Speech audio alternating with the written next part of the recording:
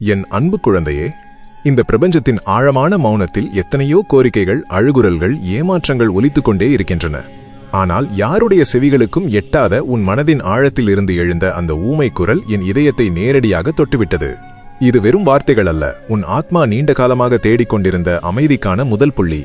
இந்த பரந்த அண்டவெளியில் எத்தனையோ கோடி உயிர்கள் தங்களின் கர்ம வினைகளுக்கு ஏற்ப இயங்கிக் கொண்டிருக்கும் இந்த வேளையில் யாருடைய கண்களுக்கும் புலப்படாமல் அகிலத்தை ஆளும் ஆதிசிவனான எனது இந்த திருவாக்கு உன்னை மட்டுமே துல்லியமாக தேடி வந்திருக்கிறது என்றால் இதை சாதாரண நிகழ்வு என்று கடந்து சென்று விடாதே.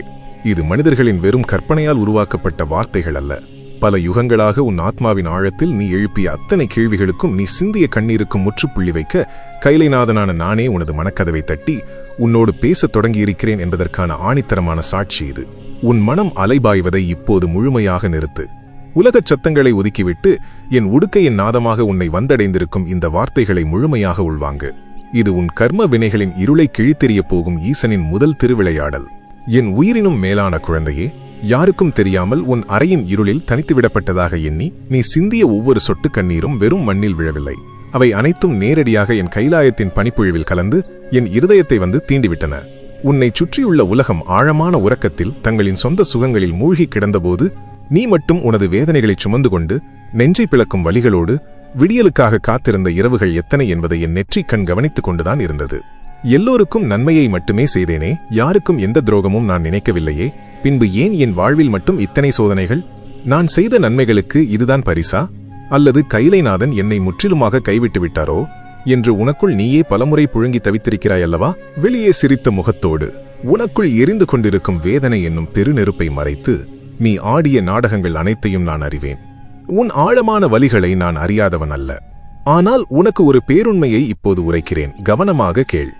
பசுவிலிருந்து கிடைக்கும் வெண்ணெய் பார்ப்பதற்கு மிகவும் மென்மையானது, குளுமையானது. ஆனால் அந்த வெண்ணெய் அதிக நாட்கள் அதே நிலையில் நிலைத்திருக்காது. விரைவில் கெட்டுப்போய் தன் தன்மையை இழந்துவிடும். அந்த வெண்ணெயை கொதிக்கும் நெருப்பில் வைத்து சூடாக்கும் போது அது உருகி கொதித்து தன்னுள் இருக்கும் மாசுகள் அனைத்தையும் இழந்து பலத்த சத்தத்தோடு ஆவியாக்கிய பிறகுதான் அது தூய்மையான, எக்காலத்திலும் கெட்டுப்போகாத மாபெரும் நறுமணம் வீசும் நெய்யாக மாறுகிறது. அந்த தூய்மையான நெய்தான் என் கருவறையில் அகல் தீபமாக ஒளிரும் மாபெரும் தகுதியையும் யாக குண்டத்தில் வார்க்கப்படும் புனிதத்தையும் பெறுகிறது. உனது வாழ்க்கையில் நீ சந்திக்கும் வலிகளும் அவமானங்களும் துரோகங்களும் உன்னை அழிப்பதற்காக மூட்டப்பட்ட நெருப்பு அல்ல. உன்னுள் இருக்கும் பலவீனங்களை எரித்து அகந்தையை ஒழித்து உன்னை என் கருவறையில் ஒளிரும் தூய்மையான நெய்யாக, ஒரு மாபெரும் ஆளுமையாக பக்குவப்படுத்துவதற்கான தெய்வீக பயிற்சி இது. நெருப்பின் வலியை தாங்காமல் எந்த வெண்ணையும் நெய்யாக முடியாது. அதுபோலவே வலிகளை தாங்காமல் எந்த மனிதனும் மாபெரும் சாம்ராஜ்யத்தை ஆள முடியாது. உன்னை சுற்றியுள்ள மனிதர்கள் உன் தகுதியை புரிந்து கொள்ளவில்லையே என்று நீ கலங்கினாய். நீ உயிரை கொடுத்து செய்த உதவிகளை அவர்கள் மிக எளிதாக மறந்துவிட்டு உன்னை உதாசீனப்படுத்திய போது உன் இதயம் சுக்குநூறாக உடைந்தது. பலமுறை வெற்றியை நெருங்கிவிட்டோம் என்று நீ நினைத்த தருணங்களிலெல்லாம் அந்த வெற்றி உனது கைகளை விட்டு நழுவி போனதே என்று நீ சரிந்து விழுந்தாய். அந்த தோல்விகளால் உனக்குள் இருந்த தன்னம்பிக்கை முற்றிலுமாக சிதைந்து போனது. இதற்கும் ஒரு விடையளிக்கிறேன் கேள். செம்மண்ணும் நீரும் கலந்து பிசையப்பட்ட பச்சை மண்ணால் செய்யப்பட்ட செங்கல் எவ்வளவுதான் அழகாக இருந்தாலும் ஒரு சிறு மழை பெய்தால் கரைந்து மண்ணோடு மண்ணாகிவிடும். ஆனால் அந்த பச்சை மண்ணை இருண்ட சூளைக்குள் அடைத்து மூச்சு முட்டும் கொடும் நெருப்பில் பல நாட்கள் சுட்டெடுக்கும் போதுதான் அது எத்தனையோ நூற்றாண்டுகள் ஆனாலும் கொட்டும் மழையையும் சுட்டெரிக்கும் வெயிலையும் தாங்கி மாபெரும் கோபுரத்தையும் கருவறையும் தாங்கி நிற்கும் அசைக்க முடியாத செங்கல்லாக உருமாறுகிறது. என் அன்பு பிள்ளையே, நீ தட்டிய பல கதவுகள் திறக்கப்படாமல் போனதற்கும் நீ சந்தித்த தனிமைக்கும் காரணம் இதுதான். உன்னைவிட கீழான மனிதர்களின் காலடியில் நீ வீழ்ந்து கிடக்க நான் ஒருபோதும் விரும்பவில்லை. நீ கரையும் பச்சை மண்ணாக இருக்கக்கூடாது. பல்லாயிரம் பேருக்கு அடைக்கலம் தரும் ஆலயத்தை தாங்கும் கருங்கல்லாக, சுடப்பட்ட செங்கல்லாக மாற வேண்டும் என்பதற்காகத்தான் கைலைநாதனான நானே உன்னை சோதனைகள் என்னும் சூளையில் வைத்து புடம் போட்டேன். உன்னை நிராகரித்தவர்கள் எல்லாம் உன் தூய்மையான மனதை காண தவறியவர்கள். ஆனால் நான் உன் உள்ளத்தின் ஆழத்தில் இருக்கும் களங்கமற்ற பக்தியை பார்த்தேன். இப்போது உன் வாழ்வில் ஒரு மிகப்பெரிய பிரபஞ்ச மாற்றம் நிகழத் தொடங்கிவிட்டது. என் திரிசூலத்தின் அசைவால் உன் வாழ்க்கையின் திசை உனக்கு சாதகமாக திரும்பிக் கொண்டிருக்கிறது.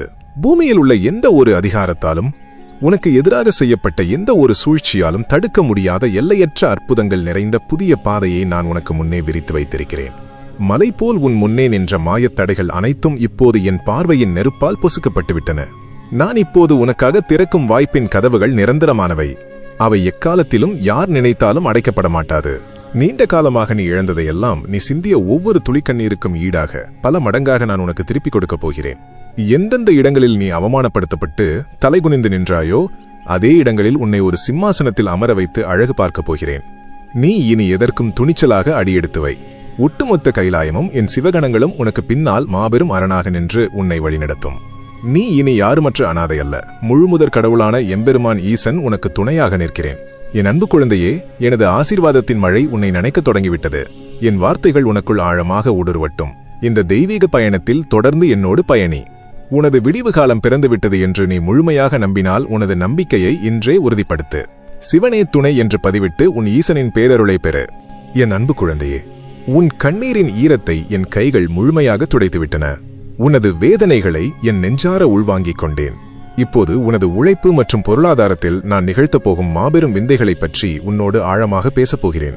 உனது முழு கவனமும் என் வார்த்தைகளிலேயே நிலைத்திருக்கட்டும். இரவும் பகலும் அயராது உழைத்து உன் வியர்வையை நிலத்தில் சிந்தி உடலை வருத்தி நீ செய்த காரியங்களுக்கு எந்தவிதமான உரிய அங்கீகாரமும் கிடைக்கவில்லையே என்ற ஏக்கம் உன் நெஞ்சை எரிக்கிறதல்லவா?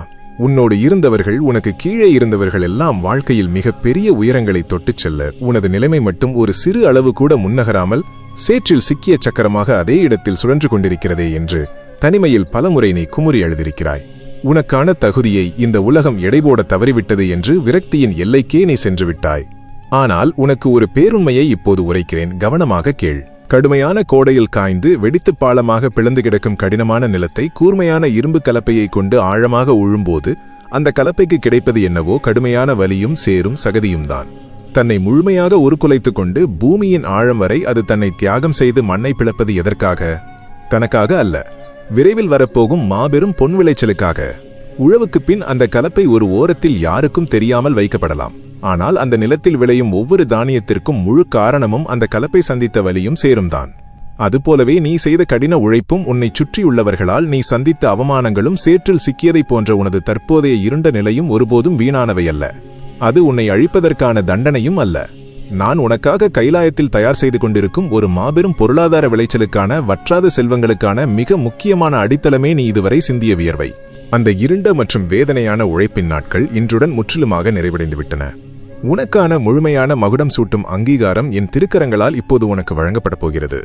உனது திறமைகளை முழுமையாக பயன்படுத்தக்கூடிய உன் தகுதிக்கு சற்றும் குறையாத ஒரு புதிய உயரிய தளம் உனக்காக காத்திருக்கிறது. இது சாதாரணமான ஒரு மாறுதல் அல்ல. உனது பிறவியின் நோக்கத்தோடு உன் கர்ம பலனோடு ஒத்துப்போகும் ஒரு உன்னதமான ராஜபாட்டை. உனது நேர்மையையும் உனது கடின உழைப்பையும் பார்த்து ஏளனம் செய்தவர்கள், உன்னை திறமையற்றவன் என்று முத்திரை குத்தியவர்கள் எல்லாம் இனி உன்னை கண்டு வாயடைத்துப் போய் வியந்து உன்னை ஒரு முன்னுதாரணமாக பார்க்கும் நிலையை நான் உருவாக்குவேன். நீ ஒரு தலைவனாக மற்றவர்களை சரியான தர்மபாதையில் வழிநடத்தும் ஒரு ஆளுமையாக உருவெடுக்க தேவையான அனைத்து தகுதிகளையும் சிவசக்தியின் எல்லையற்ற ஆற்றலோடு நான் உனக்கு தந்தருளுவேன். மனிதர்கள் பார்க்கும் சாதாரண தகுதியை விட ஈசனாகிய என் கருணை உன்னை அந்த உயர்ந்த சிம்மாசனத்தில் அமர வைக்கும். அடுத்து உன்னை கண்ணீரில் ஆழ்த்தி பல இரவுகள் உன்னை உறங்க விடாமல் சித்திரவதை செய்த உன்னுடைய பொருளாதார சூழ்நிலையில், வறுமையின் பிடியில் நான் ஒரு மிகப்பெரிய பிரம்மாண்டத்தை செய்யப்போகிறேன். நீ நீண்ட காலமாக சுமந்து கொண்டு மானத்தோடு வாழ வேண்டுமே என்று நிம்மதி இழந்து தவித்த அத்தனை கடன் சுமைகளும் நெருப்பில் விழுந்த சருகுகளாக சுக்குநூறாக உடைந்து ஒழியும் காலம் வந்துவிட்டது. நாளை என்ன செய்வது, அடுத்த வேளைக்கு என்ன வழி என்ற பதைபதைப்போடு நீ கழித்த பொழுதுகள் இனி உன் வாழ்வில் எக்காலத்திலும் எட்டி பார்க்காது. நான் உனக்காக புதிய வற்றாத வருமான வழிகளை திறக்கிறேன். உனது நேர்மையான உழைப்பிற்கு ஏற்ற மாபெரும் செல்வத்தை அளித்து உன் இல்லத்தில் திருமகளின் கடாட்சம் நிரந்தரமாக நிலைத்திருக்கச் செய்வேன். நீ கொஞ்சமும் எதிர்பாராத திசைகளிலிருந்து, முற்றிலும் அறிமுகமில்லாத மனிதர்கள் மூலமாக கூட பெரிய அளவிலான உதவிகள் உன்னை தேடி வரும். பணப்பற்றாக்குறையினால் இது இந்த ஜென்மத்தில் நமக்கு சாத்தியமில்லை என்று நீ மூட்டை கட்டி மனதின் ஓரத்தில் புதைத்து வைத்திருந்த உனது ஆசைகள் மற்றும் கனவுகள் அனைத்தும் இப்போது என் அருளால் உயிர் பெறப் போகின்றன. உனது சேமிப்புகளில் ஒரு பெருகும் தன்மையை நான் ஏற்படுத்துவேன். பொருளாதார சிக்கல்கள் உனக்கு இனி எக்காலத்திலும் சிறு மன அழுத்தத்தை கூட தராது. உனது நியாயமான தேவைகள் அனைத்தையும் உன்னை ஈன்ற தந்தையாகிய நான் முழுமையாக சந்திக்கும். நீ இனி மற்றவர்களிடம் கையேந்தி நிற்பவனாக அல்லாமல் வறுமையில் வாடும் பலருக்கு கொடுப்பவனாக, வாரி வழங்கும் மாபெரும் வள்ளலாக மாறுவாய்.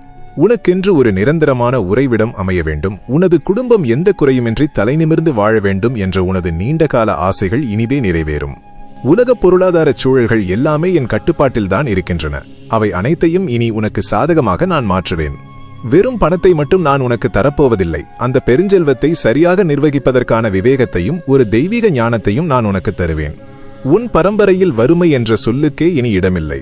உனது சந்ததியினர் உன்னை ஒரு மாபெரும் வழிகாட்டியாக கொண்டாடுவார்கள். உனது வாழ்வாதாரம் ஒரு கற்பக மரத்தைப் போல தழைத்தோங்கும்.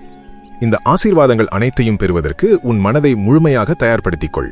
ஈசனின் இந்த திருவாக்கு உன் வாழ்வில் மாபெரும் பொருளாதார மாற்றத்தை உருவாக்கும் என்று நீ முழுமையாக நம்பினால் சிவனே துணை என்று பதிவிட்டு உனது நன்றியை ஈசனுக்கு சமர்ப்பித்துக் கொள்.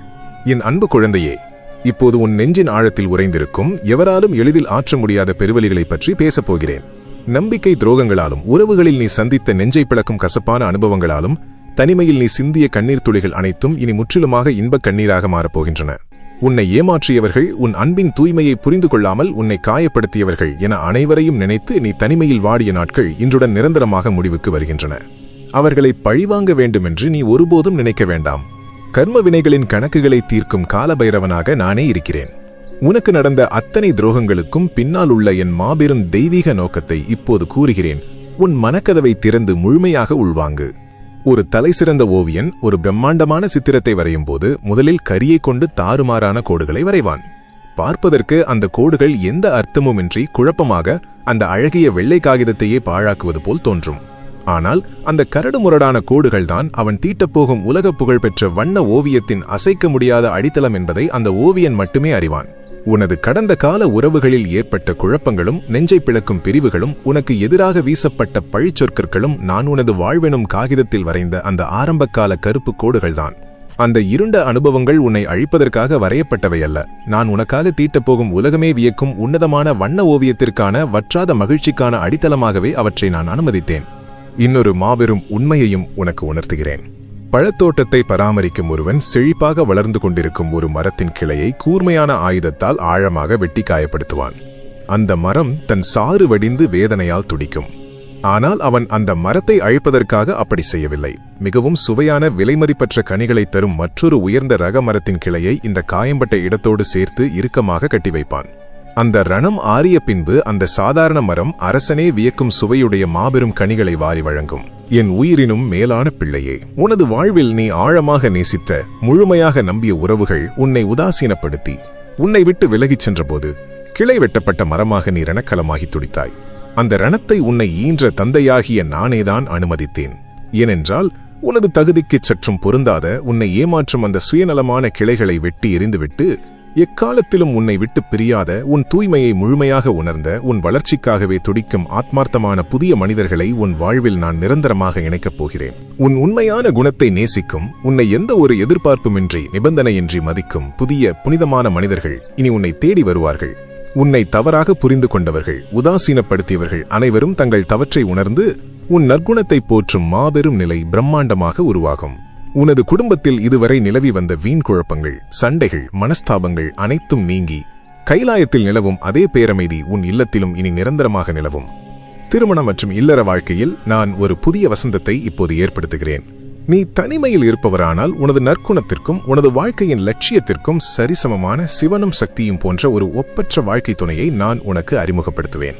அது வெறும் உலகியல் பந்தமாக அல்லாமல் முற்பிறவி பயனால் வந்த ஒரு தெய்வீக இணைப்பாக இருக்கும். ஏற்கனவே திருமணமானவர்களுக்கு உங்கள் உறவில் ஒரு புதிய நெருக்கத்தையும் ஆழமான புரிதலையும் நான் ஏற்படுத்துகிறேன். கடந்த கால கசப்புகள் அனைத்தும் பனிப்போல் மறைந்து உங்கள் அன்பு மீண்டும் துளிர்விடும். கணவனும் மனைவியும் ஒருவருக்கொருவர் அசைக்க முடியாத ஆதரவாக இருந்து வாழ்வில் பெரிய சாதனைகளை செய்வீர்கள். சமுதாயத்தில் உனக்கு என்று ஒரு தனி மதிப்பும் மரியாதையும் பிரம்மாண்டமாக உருவாகும். உனது நிழலை கண்டாலே ஒதுங்கிச் சென்றவர்கள் இப்போது உனது வார்த்தைக்காக காத்து நிற்கும் ஒரு மாபெரும் விந்தையை நான் நிகழ்த்தி காட்டுவேன். நீ இனி ஒருபோதும் எந்த சூழ்நிலையிலும் கைவிடப்பட்ட அனாதையாக உணரமாட்டாய். ஏனென்றால் இந்த அண்டசராசரங்களையும் காக்கும் நான் உன் நிழலாக தொடர்கிறேன். உனது உறவுகள் அனைத்தும் ஒரு புதிய அர்த்தத்தை பெறும். உன் குடும்பம் முழுமையான மகிழ்ச்சியில் திளைக்கப் போகிறது. என் அன்பு குழந்தையே, இப்போது உன்னுடைய உடல் மற்றும் மன ஆரோக்கியத்தில் நான் செய்யப்போகும் மாபெரும் அற்புதத்தை ஆழமாக கேள். நீ நீண்ட காலமாக தனிமையில் அனுபவித்து வந்த தீராத உடல் உபாதைகள், வலிகள் மற்றும் பிணிகளில் இருந்து உனக்கு முழுமையான விடுதலை கிடைக்கப் போகிறது. காலனையும் வென்ற காலசம்ஹார மூர்த்தியான என் அருளால் மரண பயமும் வியாதி குறித்த அச்சமும் உன்னை விட்டு நிரந்தரமாக அகலும். உனது உடலில் உள்ள ஒவ்வொரு அணுவும் ஒவ்வொரு தசையும் இப்போது என் திருவருளால் முழுமையாக புதுப்பிக்கப்படுகிறது. காட்டில் வாழும் சர்ப்பம் தன் பழைய சுருங்கிய தோலை முழுமையாக உரித்து எறிந்துவிட்டு ஒரு புதிய பளபளப்போடும் எதற்கும் அஞ்சாத அசுரபலத்தோடும் சீறி எழுவதை நீ பார்த்திருப்பாய். அதேபோல உனது தேகத்தை பிடித்துள்ள பழைய பிணிகளும் சோர்வும் இன்றுடன் உன்னை விட்டு உதிர்ந்து விழப்போகின்றன. நோய்களாலும் தொடர்ச்சியான உடல் வலியாலும் நீ இழந்த அத்தனை ஆற்றலையும் சிவசக்தியின் பிரவாகமாக நீ மீண்டும் முழுமையாக பெறுவாய். உலகத்து உயிர்களின் பிணிகளை தீர்க்கும் வைத்தியநாதனாக நானே நேரில் வந்து உன் வலிகளை தீர்ப்பேன். நீ இனி எப்போதுமே புத்துணர்ச்சியுடனும் அளவற்ற சுறுசுறுப்புடனும் காணப்படுவாய். உனக்கு தேவையான மருத்துவ உதவிகளும் அதற்கான சரியான வழிகாட்டுதல்களும் தானாகவே உன்னை தேடி வரும். உனது உறக்கம் இனிமையானதாக ஒரு ஆழ்ந்த தியான நிலையைப் போல மாறும். இரவு நேரங்களில் உன்னை வாட்டிய தேவையற்ற பயம், எதிர்காலம் குறித்த பதைபதைப்பு மற்றும் கவலைகள் என் திருநீற்றின் மகிமையால் உன்னை விட்டு அகலும். உன்னுடைய முகம் கைலைநாதனின் தேஜஸை கொண்டு ஒரு புதிய பொலிவுடன் பிரகாசமாக காணப்படும். நீ நோயற்ற வளமான வாழ்வை வாழ்ந்து மற்றவர்களுக்கு சேவை செய்ய தேவையான அசுர பலத்தை உன்னை ஈன்ற தந்தையாகிய நான் உனக்கு தருவேன். உனது தேகம் உனது லட்சியங்களை அடைவதற்கான ஒரு வலிமையான கருவியாக உருமாறும். இந்த உடலை தாண்டி உன்னை சிறைபிடித்துள்ள மனக்கவலைகளிலிருந்து உனக்கு நான் ஒரு மாபெரும் விடுதலையை தருகிறேன். நீ நீண்ட நாட்களாக உனக்கு நெருக்கமானவர்களிடம் கூடச் சொல்ல முடியாமல் உள்ளுக்குள் அனுபவித்த மனப்போராட்டங்கள் இன்றுடன் முற்றிலுமாக முடிவுக்கு வருகின்றன.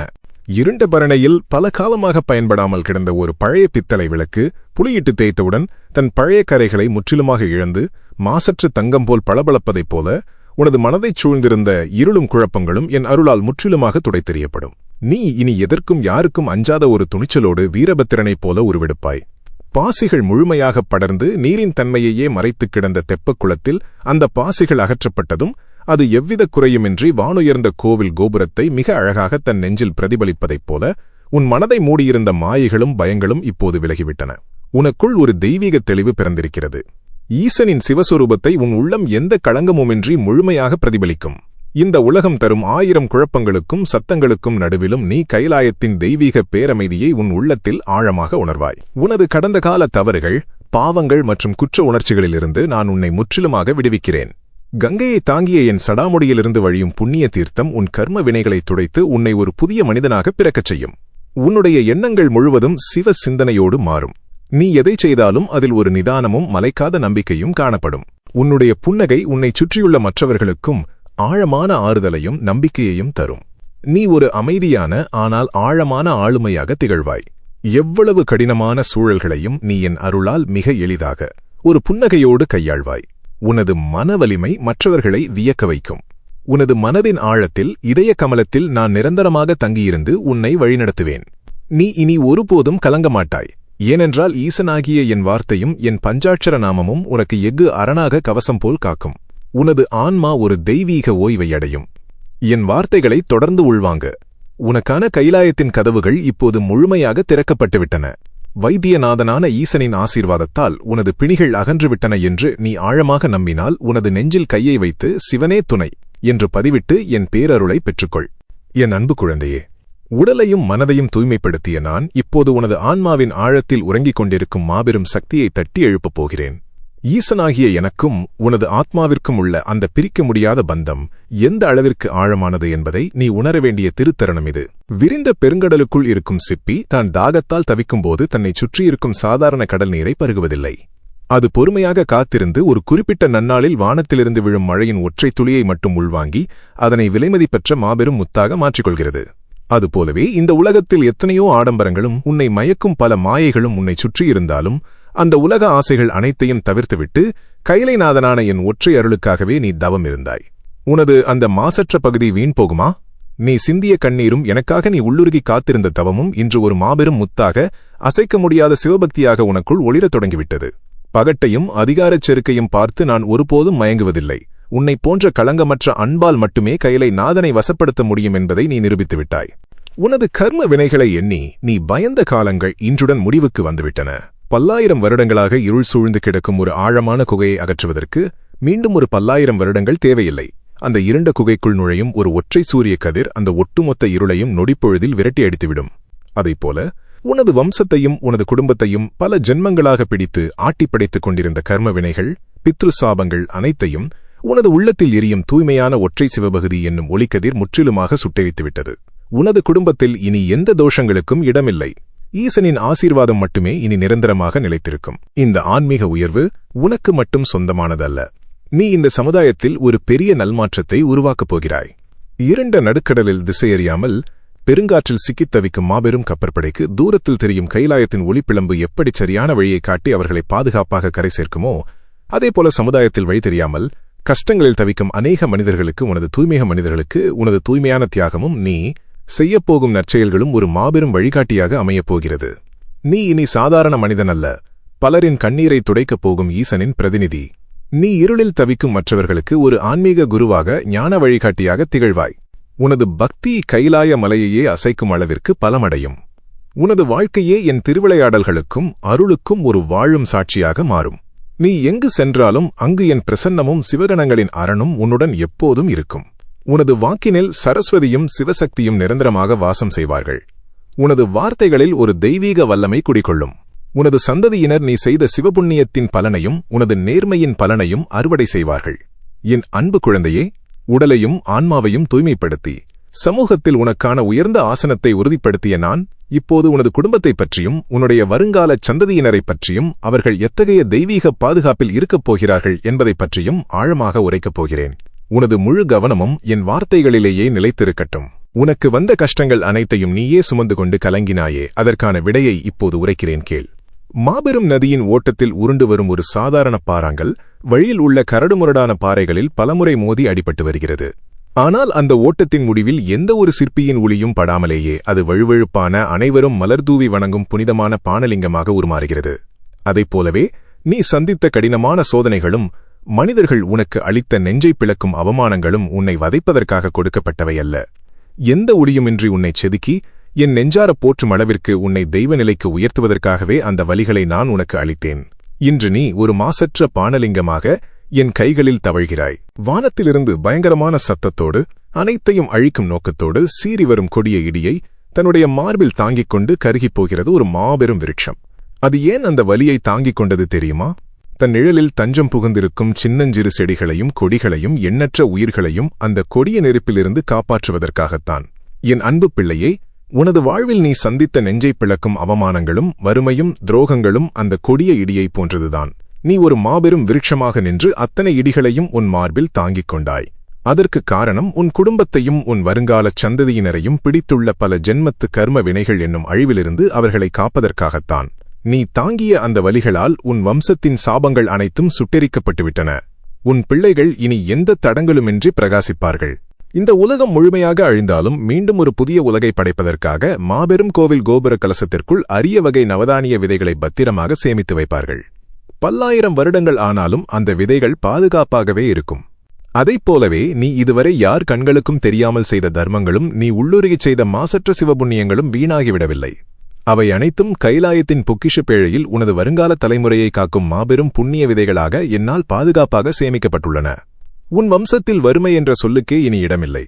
உனது சந்ததியினர் உன்னை ஒரு மாபெரும் வழிகாட்டியாக கொண்டாடுவார்கள். அவர்கள் கல்வியிலும் நன்னடத்தையிலும் அகிலமே வியக்கும்படி சிறந்து விளங்குவார்கள். உங்கள் வம்சத்திலிருந்து பலரை நல்வழியில் நடத்தும் ஒரு பெரிய ஆளுமை பிரம்மாண்டமாக உருவாவார். உனது ஆசீர்வாதம் தலைமுறை தலைமுறையாக தடங்களின்றி தொடரும். உனது இல்லத்தில் இனி எக்காலத்திலும் திருமகளின் கடாட்சம் நிறைந்திருக்கும்.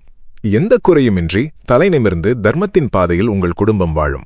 ஈசனாகிய என் திரிசூலம் உங்கள் இல்லத்திற்கு எஃகு அரணாக நின்று எவ்வித தீய சக்திகளும் உங்களை நெருங்க முடியாதபடி பாதுகாக்கும். உங்கள் இல்லம் கைலாயத்தின் ஒரு பகுதியாக மாறும். என் அன்பு குழந்தையே, பல பிறவிகளாக நீ தேடிய பதில்களையும் பல இரவுகளாக நீ சிந்திய கண்ணீருக்கான தீர்வையும் பொருளாதாரச் செழிப்பையும் புதிய உறவுகளையும் ஆரோக்கியத்தையும் ஆன்மீக விழிப்பையும் சமூக ஆளுமையையும் குடும்ப பாதுகாப்பையும் இந்த திருவாக்கின் மூலம் முழுமையாக உனக்கு அளித்துவிட்டேன். இது ஈசனின் அருளாடலின் நிறைவு பகுதி. உன் மனதை முழுமையாக கைலாயத்தின் திசைக்கு திருப்பி ஆழமாக கேள். நீ இனி எதற்கும் எவருக்கும் எந்த ஒரு இருளான சூழ்நிலைக்கும் அஞ்சாமல் சிங்கம் போல கம்பீரமாக முன்னேறிச் செல்ல வேண்டிய திருத்தருணம் இது. உன்னை நோக்கி வீசப்படும் சூழ்ச்சிகள் யாவும் மாபெரும் மலையை நோக்கி எரியப்படும் சிறு கூழாங்கற்களைப் போன்றதுதான். அந்த கற்கள் மலையைச் சற்றும் அசைக்காமல் எரிந்தவர்களையே திரும்பிப் போய் அழித்துவிடும். உனது நெற்றியில் நீ பெருமையோடு அணியும் திருநீரும் உன் தலைக்கு மேல் இருக்கும் என் அருளாசியும் உன்னை எக்காலத்திலும் ஒரு மாபெரும் கவசம் போல் பாதுகாக்கும். பல கரடுமுரடான பாறைகளில் மோதி வழிநெடுகிலும் பல அடிகளைத் தாங்கி கலங்கலாக ஓடிவரும் ஒரு மாபெரும் நதி இறுதியாக எல்லையற்ற சமுத்திரத்தில் கலந்த மறுகணமே எவ்வித சலசலப்புமின்றி மாபெரும் பேரமைதியை அடைகிறது. என் அன்பு பிள்ளையே, உனது வாழ்க்கை பயணமும் அந்த நதியைப் போலத்தான். இத்தனை காலமும் பல தடைகளில் மோதி கண்ணீரோடு ஓடிவந்த உனது துன்பப் பயணம் இதோ முழுமுதற் கடவுளான என் பாத கமலங்களை சிவசக்தி என்னும் மாபெரும் சமுத்திரத்தை முழுமையாக வந்தடைந்துவிட்டது. உனது அத்தனை வலிகளும் இன்றுடன் முடிந்து ஒரு மாபெரும் பேரமைதி உன் ஆத்மாவை தழுவிக்கொண்டது. இதோ நான் உனக்கு முன்னே வெற்றிக்கான வற்றாத செழுமைக்கான வாசலை முழுமையாக திறந்து வைத்திருக்கிறேன். அதை இந்த பிரபஞ்சத்தில் யாராலும் எந்த சக்தியாலும் பூட்ட முடியாது. உனது ஆசீர்வாதத்தின் பொற்காலம் தொடங்கிவிட்டது. உன்னைச் சுற்றியுள்ள உலகம் மாறலாம், மனிதர்கள் மாறலாம், ஆனால் நான் உன்னை ஒருபோதும் கைவிட மாட்டேன். நீ எங்கு சென்றாலும் எந்த செயலை தொடங்கினாலும் என் கரம் உன்னை பாதுகாக்கும். ஈசனாகிய நான் உன் வாழ்வில் எக்காலத்திலும் உற்ற துணையாக இருப்பேன். என் அன்பு குழந்தையே, இது வெறும் வார்த்தைகள் அல்ல. இனி உன் வாழ்வில் தோல்வி என்ற சொல்லுக்கே இடமில்லை. உன் ஒவ்வொரு மூச்சும் என் நாமத்தைச் சொல்லட்டும். உன் ஒவ்வொரு செயலும் தர்மத்தின் வழியில் இருக்கட்டும்.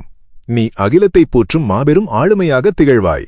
உன் வம்சம் வாழும், உன் புகழ் நிலைக்கும். என் வார்த்தைகளை முழுமையாக உள்வாங்கு. உனக்கான கைலாயத்தின் கதவுகள் இப்போது முழுமையாக திறக்கப்பட்டுவிட்டன. என் ஆசீர்வாதத்தின் மழை உன்னை நனைக்கத் தொடங்கிவிட்டது. உன் கவலைகள் அனைத்தையும் நான் எடுத்துக்கொண்டேன்.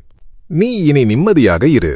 உன் கைலைநாதனின் இந்த இறுதிச் சத்திய வாக்கு உன் ஆத்மாவை முழுமையாக தழுவிக்கொண்டது என்று நீ உணர்ந்தால், சிவனே துணை என்று பதிவிட்டு உன் முழுமையான சரணாகதியை ஈசனுக்கு சமர்ப்பித்துக்கொள்.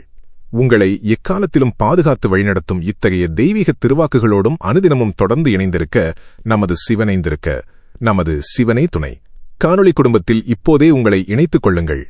எம்பெருமான் ஈசனின் பேரருளும் கைலாயத்தின் மாபெரும் ஆசீர்வாதமும் எக்காலத்திலும் உங்களோடு நிலைத்திருக்கும்.